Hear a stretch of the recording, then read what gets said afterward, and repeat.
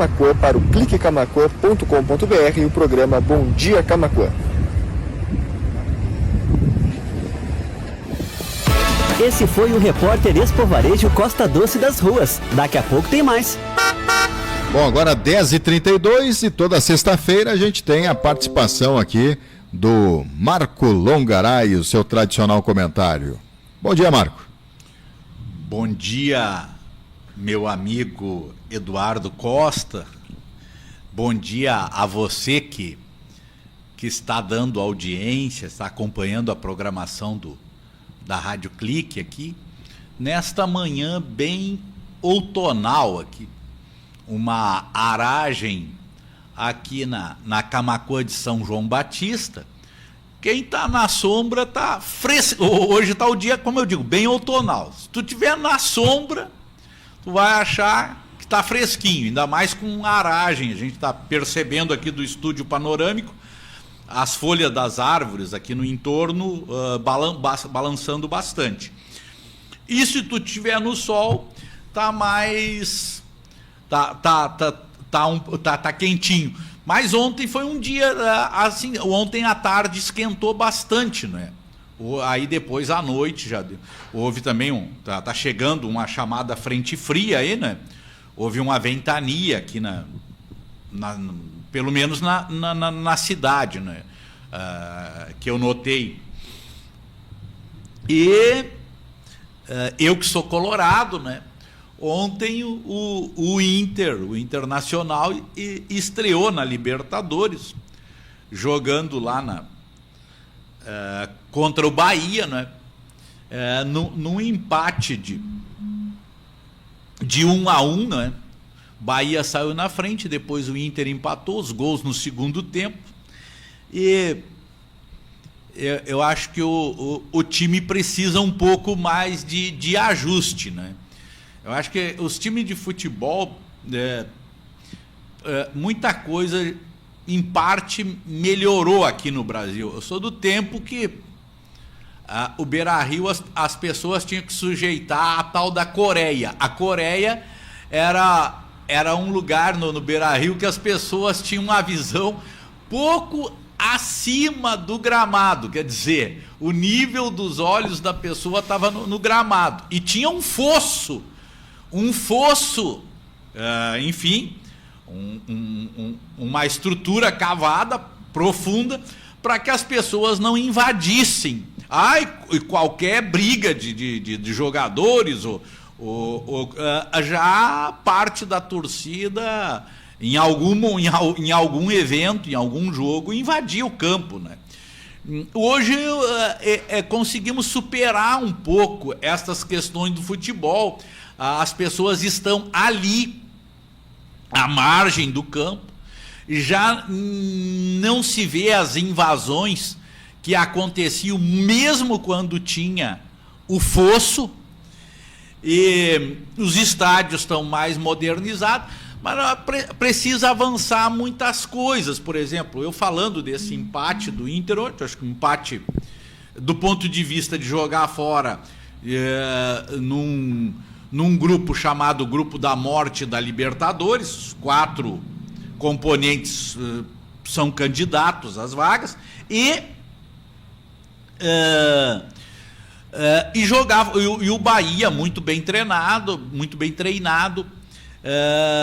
foi um bom resultado. O desempenho do Inter não foi tudo aquilo que não está bombando, né? O segundo jogo do Grenal também não me agradou, né? Eu não olhei o jogo com o Flamengo, mas o segundo jogo do Grenal eu abaixo da expectativa. Mas falando dessas questões do futebol, que a gente vê, é como na política, né? A gente vê algumas evoluções por um lado, e nós vemos estes atos de racismo mundo afora, as pessoas fazendo som de macaco. Outro dia, acho que no próprio Inter, uma menina da base foi desligada por atirar, acho que uma banana, ou acho que enfim, na base do Inter. feminina, né? Então e a gente vê principalmente mais ainda de outros países aqui da América do Sul e na Europa, chamado primeiro mundo, as pessoas fazendo esse tipo de agressão. Aqui na Argentina, acho que é dos mais comuns, assim, a gente vê esses atos de racismo quando o Brasil, times brasileiros vão jogar lá, enfim. Os argentinos são um dos que mais tem essa reação e isto a gente vê os avanços e são coisas que a gente não pode tolerar, não é? Por outro lado, existem leis que estão conscientizando, que estão criminalizando essas práticas aí, que são coisas que, com a evolução humana, nós deveríamos ter superado. É que nem Eduardo, que estão acompanhando esse comentário, eu procuro fazer comentários ecléticos, né? Vou falar de uma nota só, falar de política, não. Eu me lembro aquela música de criança, atirei o pau no gato, mas o gato não morreu. Não, isso hoje, politicamente, socialmente, é incorreto, né? Era as músicas que a gente aprendia, né? Ver como... Então tem essas coisas. Hoje tem a questão da causa animal, a proteção, a preocupação, enfim. Às vezes um cavalo aí tá assolhado no sol com carga, sem uma água para beber, ou um cão lá, que as pessoas já estavam no sol com 1 metro de corrente, ou uma soga, como eu digo aqui, que é um pedaço de corda ou algo assim para conter, o animal lá com 1 metro no sol, isso é incompatível, né? Então essas coisas, vamos avançando. Por outro lado, a gente vê, às vezes, seja no meio político, e no político é as pessoas, né? Nós não vivemos, nós vivemos no que existe são pessoas, né? A intolerância, em parte, vai aumentando, né? Então, nós estamos o extremismo, principalmente a ascensão da extrema-direita no mundo tem trazido à baila um processo de discussão permanente. Eu que pertenço ao Partido dos Trabalhadores, filiado e militante há quase 40 anos, eu sempre repito aqui, isso de ter alguma briga, alguma discussão, tu tem em jogos de futebol, em discussões acaloradas, ainda hoje, infelizmente, algumas torcidas brigam, outras fazem tocaia, alguns grupos mais, torcidas às vezes organizadas, né, fazem esses atos extremados. Mas eu voltando a dizer, o PT está como um dos partidos mais importantes do Brasil desde o final dos anos 80. E nós polarizamos ali com o Collor, que ganhou as eleições do Lula, e houve um ou outro episódio, como vai haver sempre, né? Mas depois perdemos eleições para 2 consecutivas para o Fernando Henrique Cardoso, para os tucanos, no auge dos tucanos, hoje está em decadência. O Partido da Social Democracia Brasileira deve ser incorporado por um outro, fazer parte de uma federação maior, mas até os tucanos têm perdido muitos parlamentares para outros partidos. É muito provável que venha a ser incorporado ou entrar pelo menos numa federação. Estão com cidadania, mas parece que estão dando por término essa parceria aí, e foi um partido assim que rivalizou com o PT, representou a direita durante desses anos todos, e ver que houve essas disputas todas ao longo dos anos e as coisas nunca se extremaram, não é? Então não se pode dizer que o PT, o Partido dos Trabalhadores, seus simpatizantes, é que criaram essa polarização. Polarização é uma coisa. Polarizar é que tu tá num campo mais social e tu tá num campo político mais à direita, vai haver polarização.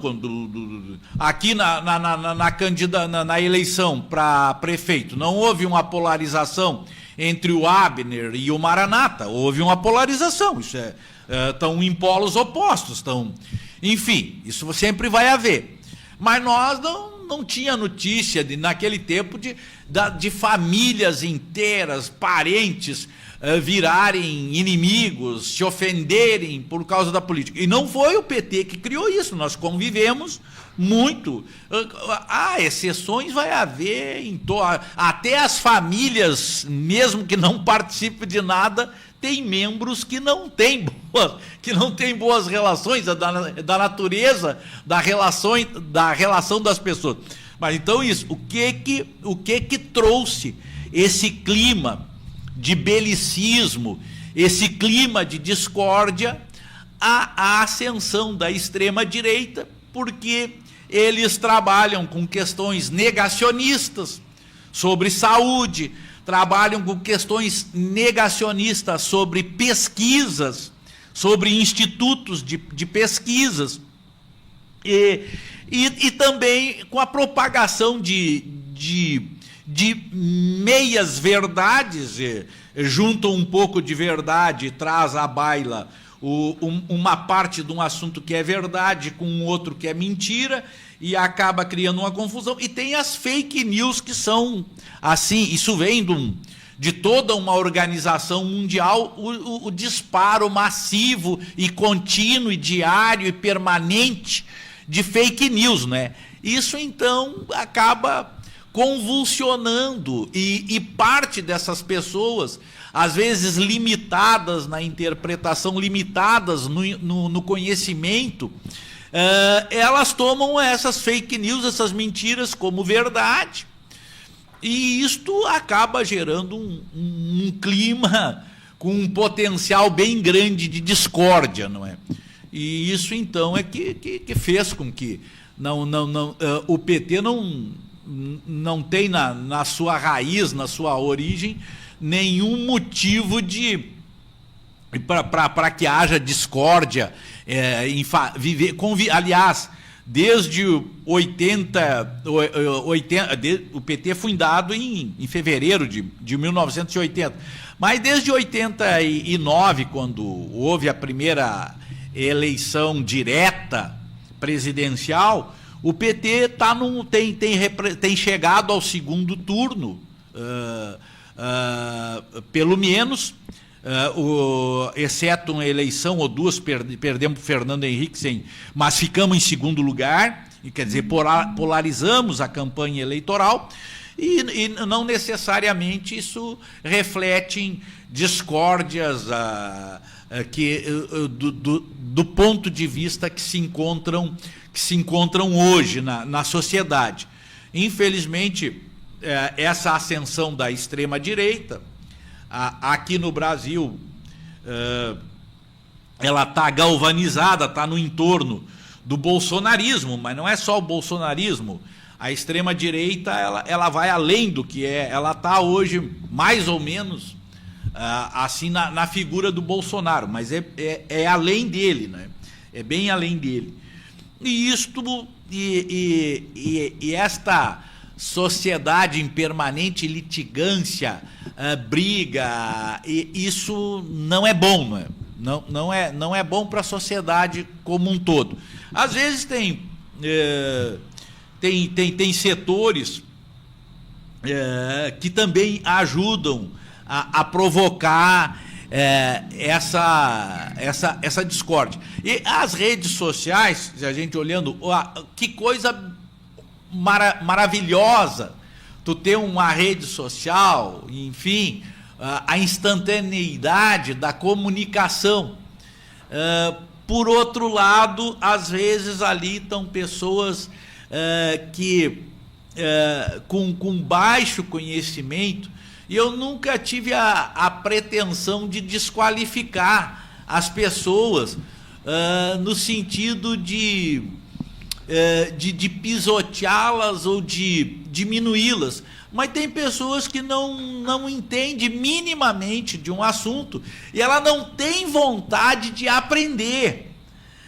Ela quer expor, ela quer dar opinião sobre algo que ela desconhece e ela quer ter aquilo que ela recebeu numa fake news ou que ela leu de forma distorcida. E hoje até mesmo pela facilidade de informações, mas ao mesmo tempo essas informações nem sempre muito precisas e com em parte, mesmo para quem segue os estudos, está restritos. Por exemplo, aulas de filosofia, para mim foi fantástico ter podido estudar filosofia, né? Hoje se fala que a escola tem que ser sem partido, mas eu acho que eu nunca vi questão de escola com partido. Eu acho que tem que o professor, a educação tem que despertar a possibilidade do cidadão ter um senso crítico, dele analisar, dele poder estar diante de uma situação. E eu digo aqui para ti, Eduardo, que eu estou aqui numa mídia conceituada, eu digo que do jornalista eu quero a informação. Eu estou aqui como convidado emitindo a opinião, pode dizer assim, a opinião do Marco, que não reflete da empresa, mas do jornalismo, e aqui eu sou um comentarista, ou trago aqui aquilo que como convidado me proponho a debater. Mas o que eu quero é do jornalismo a informação.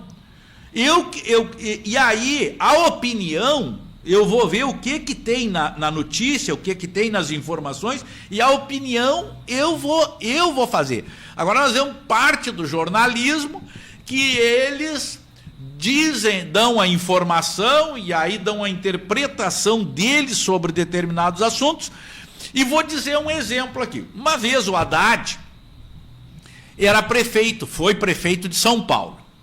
Aí o Haddad resolveu, Fernando Haddad, hoje ministro da Economia, resolveu colocar lá o IPTU progressivo.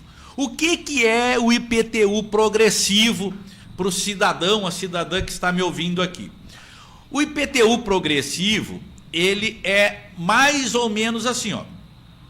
Nos bairros, em São Paulo, uma megalópole, mais de 10 milhões de habitantes, uma megalópole. Então, nos bairros nobres, no centro, nas áreas nobres, ia pagar mais IPTU. E conforme para a periferia, coisa e tal, condições, uma série de elementos. Então, mais ou menos, os mais ricos, os mais poderosos de pagar mais, ia aliviar para os que tinham menos condições. Aí naquele tempo eu assistia muito o jornalismo da Band, e aí começou uma propaganda intensa da Band, malhando a ideia do IPTU progressivo do Haddad. Mas eu digo, mas o que uma empresa jornalística, o que tem por trás da Band tá assim, tresloucada, assim, era pau e pau diariamente, naqueles dias que ia ser votado o projeto, coisa e tal, foi apresentado ali, enfim. Aí eu fui entender.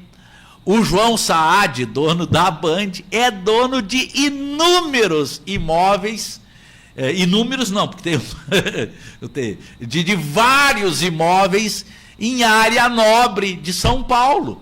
Aí ele tinha, o que a empresa de comunicação, a Band, através de seus comunicadores, malhavam o projeto do IPTU progressivo, porque o João Saad, dono da Band, era dono de muitos imóveis e ia ter que pagar um IPTU mais alto, porque os imóveis dele estavam em áreas nobres. Então, às vezes, a gente tem que entender nas entrelinhas o que realmente está em interesse, o que está em jogo, assim.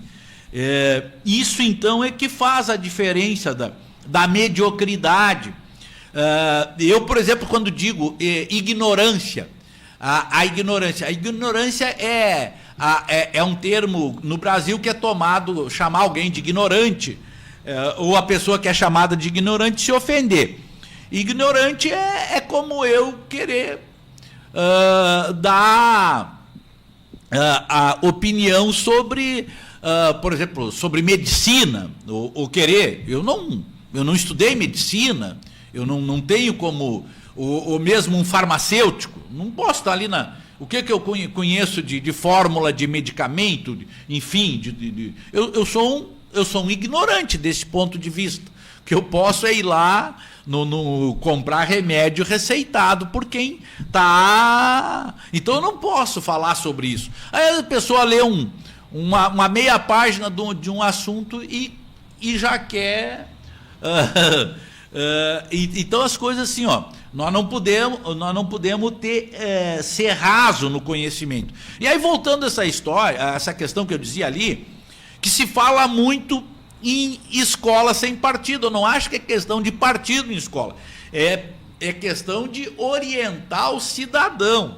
Mas o que eu vejo, enquanto que fazem leis para que diminuam matérias que ajudam o cidadão a pensar, independente se ele vai ter um pensamento de centro-esquerda, de centro-direita ou de centro, ou se aquilo não vai envolver o que ele pensa como cidadão para se desenvolver, enquanto que se bitola o pensamento, de certa forma, com matérias que fazem o cidadão pensar, em parte, muitas igrejas que deveriam pregar a fé, em partes, eu digo, vamos ser bem justos, em parte, muitas dentro das igrejas estão fazendo política de uma forma, assim, unilateral, pode-se dizer, né? De um pensamento só. Então, uma das contradições que acontece no mundo de hoje, né? Tem alguma questão no meu tempo ou ainda estamos dentro dele? Então, temos mais uma participação na sequência. Tem mais uma participação. Então, hoje, eu dizer, para encerrar, que essas medidas que o presidente Trump está tomando a nível de taxação